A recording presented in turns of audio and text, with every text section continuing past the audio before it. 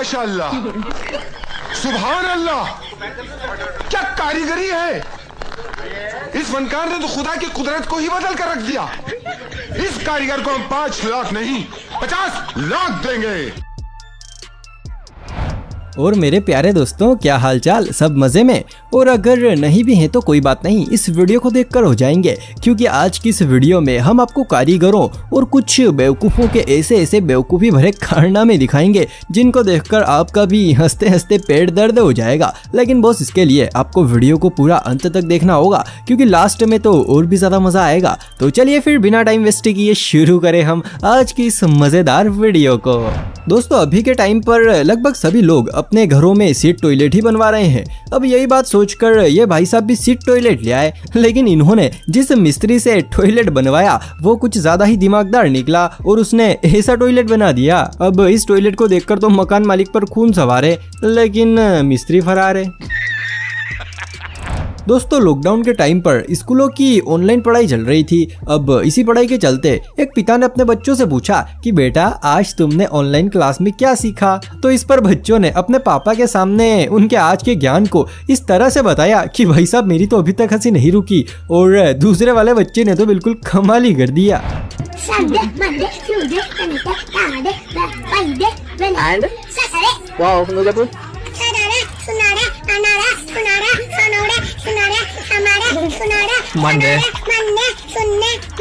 इस बच्चे को देखकर तो थोड़ा बहुत मैं भी सीख गया हूँ। शटरडे, शुनडे, मनडे, शुनाडे, शोनुडे।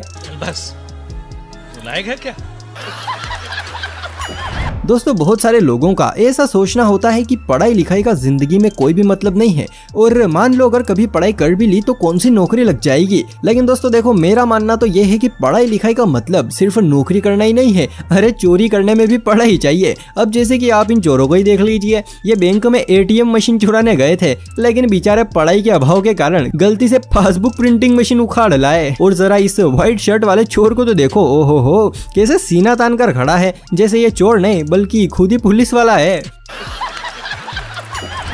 और दोस्तों, यही नहीं, ऐसा ही हमारे पास एक और उदाहरण है। अब जरा आप इन दोनों नमूनों को देखिए। 100 रुपए की नोट की बजाय इन्होंने 250 का जाली नोट छाप दिया। सच में अगर इस दृश्य को मोदी जी देख लेना तो भाई साहब वो भी सिर्फ एक ही बात कहेंगे, भाइयों बहनों, यह देश बदल रहा है। दोस्तों, हमारे भारत देश में जनसंख्या की काफी ज्यादा वृद्धि हो गई है, और ये खास करके लॉकडाउन में हुई। अब इसी बढ़ती हुई जनसंख्या को रोकने के लिए सरकार कई तरह के नियम बना रही है, जिसमें से एक नियम ये भी है कि एक आदमी को 2 से ज्यादा बच्चे पैदा नहीं करने चाहिए। अब इसी बात को लोगों तक पहुंचाने के लिए सरकार कई तरह की कोशिशें कर रही है, जिसमें से एक कोशिश ये भी है कि 2 बच्चे हैं मीठी खीर, कि 2 बच्चे हैं मीठी खीर, भैया बाकी सब बवासीर। सच में दोस्तों, जिसने भी ये स्लोगन बनाया है ना, उसको मेरा दंडवत प्रणाम है। दोस्तों, भारत की आधी से भी ज्यादा सड़कें ऐसी हैं जिन पर गड्ढे पड़े हुए हैं, लेकिन फिर भी नगर निगम उन पर तनिक भी ध्यान नहीं देता। अब इसी चीज से परेशान होकर इन लोगों ने एक दिमाग लगाया और जहां जहां भी गड्ढे थे वहां पर पेड़ लगाने शुरू कर दिए। भाई, अब तो सड़कों पर भी फल लगेंगे, लेकिन मेरे ख्याल से इन फलों पर भी सरकार का ही राज होगा। अगर वीडियो देखकर थोड़ा सा भी मजा आ रहा हो तो भैया साथ में लाइक भी करते रहना। चलिए दोस्तों, ये सब तो चलता रहेगा, लेकिन मैं आपसे एक बहुत ही सरल, या फिर आप इसे कठिन समझे, जो भी है वो सवाल पूछना चाहता हूँ। आप इस इमेज को बड़े ही ध्यान से देखिए और कमेंट में मुझे बताइए कि आखिर इस इमेज में मिस्टेक क्या है। अगर आपने मिस्टेक जो बता दी ना, तो भाई समझो मेरी नज़र में आप दुनिया के सबसे दिमागदार आदमी हो। तो जल्दी से मिस्टेक ढूंढकर कमेंट में बताइए। दोस्तों, एक और सरकार अपने स्वच्छ भारत मिशन के तहत लोगों के घरों में शौचालय बनवा रही हैं, और दूसरी ओर ये महान लोग शौचालय का ऐसे इस्तेमाल कर रहे हैं। भाई, अब शौचालय में दुकान कौन लगाता है? हमारे यहाँ ऐसा ही होता है।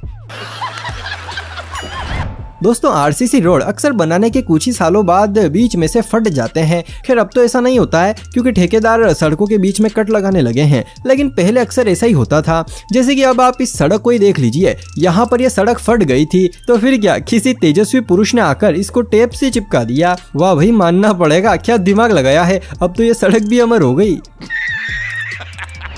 दोस्तों आपको पता हो तो सड़कों के दाएं बाएं और बीच में सफेद कलर की पट्टियां बनाई जाती हैं ताकि रात को वाहन चलाते हुए लोगों को अपनी सही साइड का पता चल जाए। लेकिन दोस्तों जरा आप इस सड़क को देखिए, भाई सड़क पर पट्टी बनाने वाले मजदूर के पास इतना सा भी टाइम नहीं था कि वो इस डाली को हटा दे। लेकिन चलो कोई ना, इसी बहाने सड़क पर डिजाइन तो बनी। ये बड़ी अच्छी बात कही आप।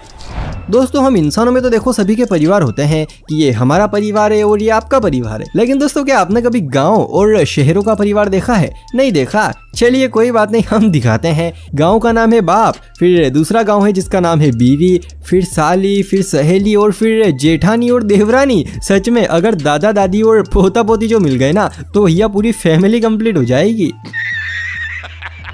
दोस्तों कुछ लड़कियों में अब तक टिकटॉक का भूत सवार है और उन्हें जब भी मौका मिलता है वो अपना टैलेंट दिखाना शुरू कर देती हैं। अब जैसे कि यहाँ पर ये मोहतरमा अपना एक डांस का वीडियो शूट कर रही थी, लेकिन भाई डांस करते करते इनके साथ कुछ ऐसा कांड हो गया कि भाई साहब मैडम तो बस अपना पिछवाड़ा ही मलती रह गई।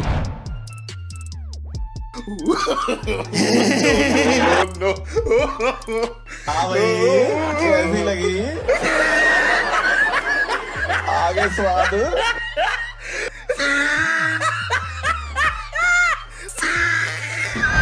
दोस्तों जिंदगी में ऐसे बहुत सारे काम होते हैं जो कि हमें दूसरों से छुपा कर करने पड़ते हैं, जैसे कि टॉयलेट। ये जिंदगी का एक ऐसा दूसरा काम है जो हमें लोगों से छुपा कर करना पड़ता है। और हाँ, मैंने दूसरा बोला, पहला नहीं बोला।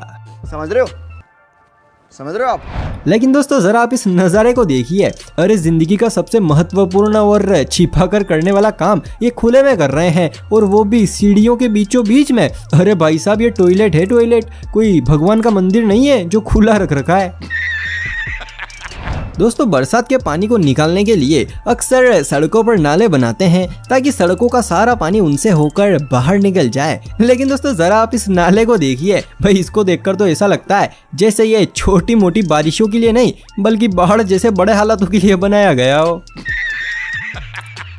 दोस्तों सिटियों में अक्सर घर पतले और सकड़े होते हैं, और भाई अपने गांव में तो हो बात ही अलग है। जितने लोगों का सिटियों में एक मोहल्ला होता है, इतनी जगह में तो लगभग एक गांव का आदमी अपना घर ही बना लेता है। चलो ये सब तो ठीक है, लेकिन जरा आप इस घर को देखिए। अरे भैया ये घर है कि पापड़? और सबसे बड़ी सोचने वाली बात तो ये है कि आखिर इसमें लोग सोते कैसे होंगे? मेरे ख्याल से तो खड़े खड़े सोते होंगे।